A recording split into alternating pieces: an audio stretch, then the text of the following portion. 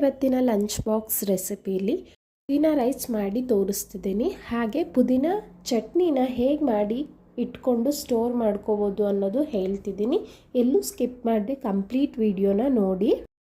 ನಮಸ್ತೆ ವೀಕ್ಷಕರೇ, ಎಲ್ಲರಿಗೂ ಸವಿ ಕಿಚನ್ ಕನ್ನಡಗೆ ಸ್ವಾಗತ. ದಯವಿಟ್ಟು ಸಬ್ಸ್ಕ್ರೈಬ್ ಮಾಡಿ ಸಪೋರ್ಟ್ ಮಾಡಿ.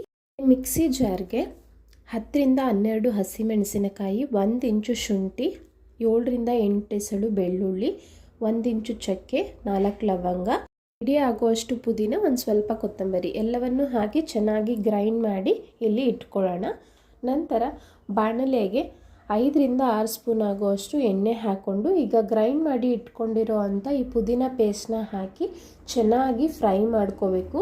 ಎಲ್ಲ ಹಸಿ ವಾಸನೆನೂ ಹೋಗಬೇಕು. ನಮಗೆ ಲೋ ಫ್ಲೇಮ್ ಇಟ್ಕೊಂಡು 4 ರಿಂದ 5 ನಿಮಿಷಗಳ ಕಾಲ ಈ ರೀತಿ ಫ್ರೈ ಮಾಡಿಕೊಂಡ್ರೆ ಹಸಿ ಸ್ಮೆಲ್ಲೆಲ್ಲ ಹೋಗಿ ನೀರಿನ ಅಂಶ ಎಲ್ಲ ಏನಿದೆಯೋ ಅದೆಲ್ಲ ಕಡಿಮೆ ಆಗಿ ಎಣ್ಣೆ ಬಿಟ್ಕೊಳ್ಳುತ್ತೆ. ಅಲ್ಲಿ ತನಕ ಫ್ರೈ ಮಾಡ್ಕೋಬೇಕಾಗುತ್ತೆ. ನೋಡಿ, ಪರ್ಫೆಕ್ಟಾಗಿ ಆಗಿದೆ. ಸ್ವಲ್ಪ ಬಣ್ಣನೂ ಚೇಂಜ್ ಆಗಿದೆ. ಇದನ್ನು ನೀವು 10 ರಿಂದ 15 ದಿನಗಳ ಕಾಲ ಫ್ರಿಡ್ಜ್ನಲ್ಲಿ ಸ್ಟೋರ್ ಮಾಡ್ಬೋದು.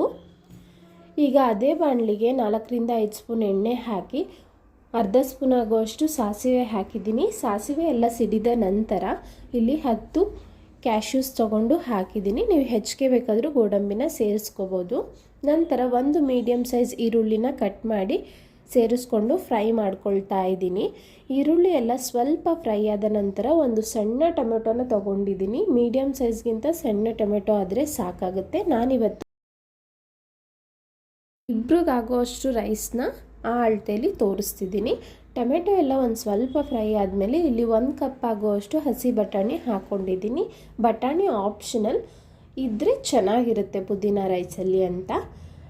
ನಂತರ ಒಂದು ಸ್ವಲ್ಪ ಉಪ್ಪನ್ನು ಹಾಕ್ಕೊಳ್ಳೋಣ. ಇದರಿಂದ ಬೇಗ ಟೊಮೆಟೊನೂ ಸಾಫ್ಟ್ ಆಗುತ್ತೆ. 1-2 ನಿಮಿಷ ಮುಚ್ಚಿಟ್ರೆ ಆ ಹಬೆಲೆ ಟೊಮೆಟೊ ಈರುಳ್ಳಿ ಎಲ್ಲ ಪರ್ಫೆಕ್ಟಾಗಿ ಬೆಂದಿರುತ್ತೆ. ಹಾಗೆ ಒಂದು ಸ್ವಲ್ಪ ಬಟಾಣಿ ಸಹ ಅರ್ಧದಷ್ಟು ಬೆಂದಿರುತ್ತೆ ಅಂತ.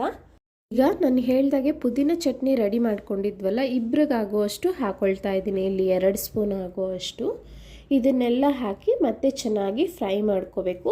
ನಮಗೆ ಬಟಾಣಿ ಇನ್ನೊಂದು ಸ್ವಲ್ಪ ಬೇಯಬೇಕು. ಅದಕ್ಕೋಸ್ಕರ ನಾನು ಆ ಮಿಕ್ಸಿ ಜಾರಲ್ಲಿ ಮಸಾಲೆ ಏನಿತ್ತು ಅದಕ್ಕೆ ಒಂದು ಸ್ವಲ್ಪ ನೀರನ್ನ ಹಾಕಿ ಅದನ್ನು ಇದಕ್ಕೆ ಸೇರಿಸ್ಕೊಳ್ತಾ ಇದ್ದೀನಿ.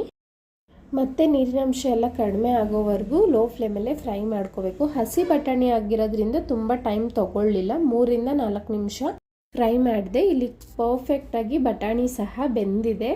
ಈ ಬಟಾಣಿ ಹಾಕದೇ ಇದ್ದರೆ ನಿಮಗೆ 5 ನಿಮಿಷನೂ ಟೈಮ್ ತೊಗೊಳ್ಳಲ್ಲ. ನಾವು ಚಟ್ನಿ ಆಲ್ರೆಡಿ ರೆಡಿ ಮಾಡಿ ಇಟ್ಕೊಂಡಿದ್ರೆ ಕೇವಲ 1-2 ರಿಂದ 3 ನಿಮಿಷದಲ್ಲಿ ಒಗ್ಗರಣೆಗೆ ರೆಡಿ ಮಾಡಿ ಇಟ್ಕೊಂಡಿರೋಂಥ ಚಟ್ನಿನ ಹಾಕಿದ್ರೆ ರೆಡಿ ಆಗಿಬಿಡುತ್ತೆ. ಇಲ್ಲಿ ಉದ್ರುದ್ರಾಗಿ ರೈಸ್ನ ಮಾಡಿ ಇಟ್ಕೊಂಡಿದ್ದೆ. ನೋಡಿ, ಈಗ ಮಿಕ್ಸ್ ಮಾಡ್ತಾ ಇದ್ದೀನಿ.